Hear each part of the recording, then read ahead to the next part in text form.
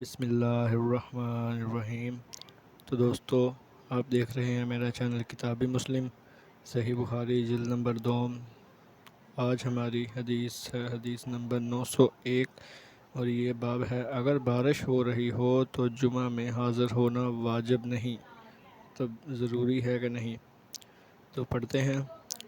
ہم سے مسدد بن مسرہد نے بیان کیا، انہوں نے کہا کہ ہم سے اسماعیل بن علی نے بیان کیا، انہوں نے کہا کہ ہمیں صاحب الزیادی عبدالحمید نے خبر دی، کہا کہ ہم سے محمد بن سیرین کے چچا زاد بھائی عبداللہ بن حارث نے بیان کیا کہ عبداللہ بن عباس رضی اللہ تعالیٰ عنہ نے کہا،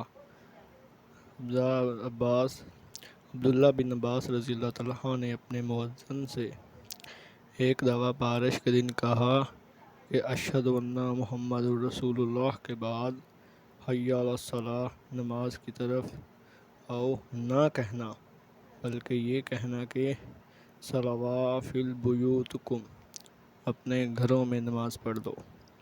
لوگوں نے اس بات پر تعجب کیا تو آپ نے فرمایا کہ اسی طرح مجھ سے بہتر انسان، مطلب کہ رسول اللہ صلی اللہ علیہ وآلہ وسلم نے کیا تھا۔ بے شک جمعہ فرض ہے، اور میں مقرر جانتا ہوں کہ تمہیں گھروں سے باہر نکال کر مٹی اور کیچڑ پھسلوان میں چلاؤں۔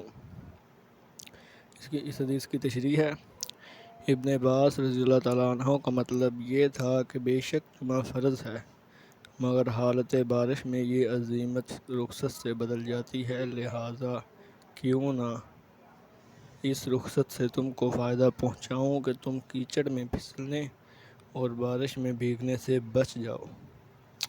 امید ہے دوستو آپ کو اس کی سمجھ آ گئی ہوگی۔ اللہ ہم سب کو اس پر عمل کرنے کی توفیق عطا فرمائے، آمین ثم آمین۔